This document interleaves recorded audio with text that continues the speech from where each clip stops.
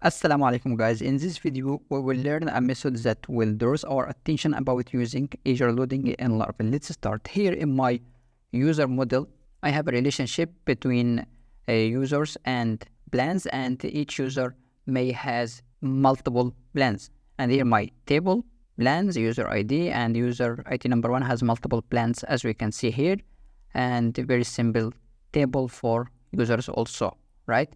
And now in my root, here, I return the view and returning all of our users, okay?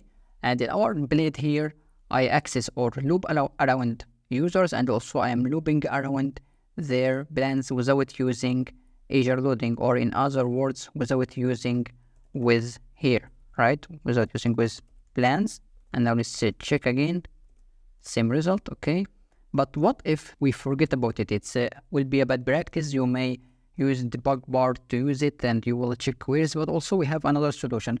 This solution is called prevent lazy loading method, and we can define it inside our app service provider. So let's take this line here and inside our app service provider, set providers folder under app here, I will define this method. And also don't forget, I called this model class here. And I want to say here, prevent lazy loading and throw error if I don't use it. Now let's try and refresh.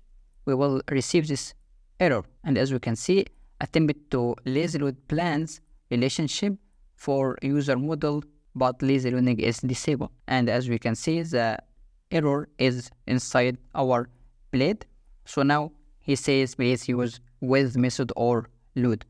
So let's back and use our with method plans, back and refresh again, and as we can see, it works correctly. That means we do the best practice. It's a very good method actually for improving our code and our performance also. But if you noticed here, I will take it back again, it throws error always, because this method takes a parameter, Boolean parameter, for throwing errors continuously in any environment. But as we did here, we can use this parameter or special case. We can say throw error if the application is not in production, but because we aren't in the production, now we can receive this error without any problem in the production, right? So you can take care about this point. Instead of this app, by the way, you can use app directly, which checks if the application is in production or not, and same result here. What if we set it to false?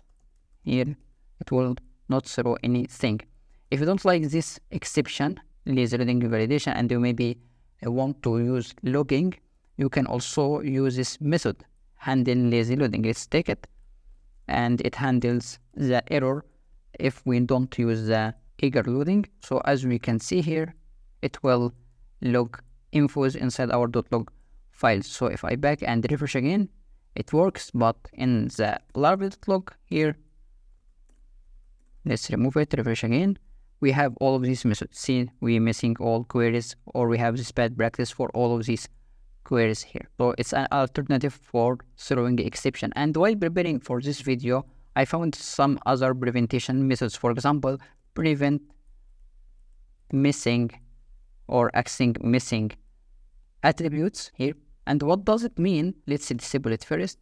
For example, I don't have any attribute inside our plans table called, for example, AAA, right? I don't have accessor, or also I don't have a column here. And the Laravel by default throws it as null, right? So if I dump here, it will return a null because this attribute doesn't exist. It's missing. Here it is null. But if you want to throw error and find the property or something like this, you can use this method, prevent accessing missing attributes, and also takes Boolean parameter. It's back and check. And as we can see, the attribute is not exists for plan model.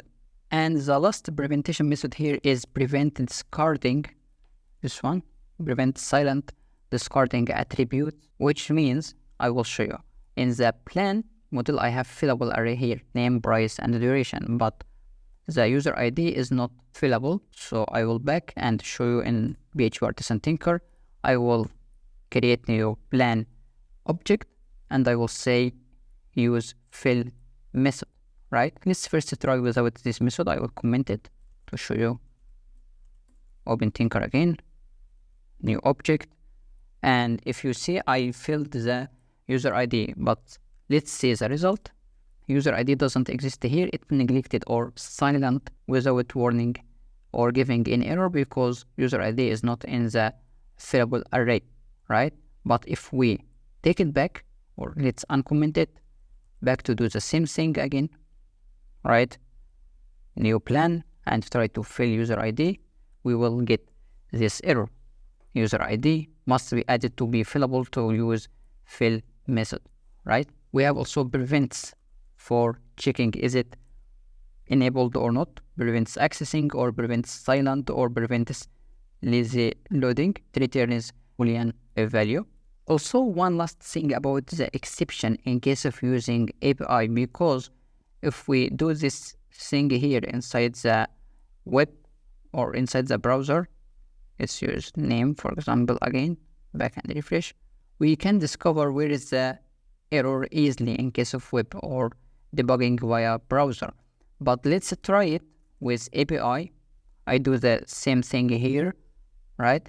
And if I try from Thunder client or Postman, let's send a request, we will receive this message, but it doesn't specify where is or in which file and line directly, so you can easily copy the message here and open it in empty page, and you can find the exact error line and the file inside trace array, especially in the first 10 objects. So we have here 1, 2, 3, 4, 5, because I'm using user resource here inside the API.php, right? Let's open it, and I'm using plans also here in line 20.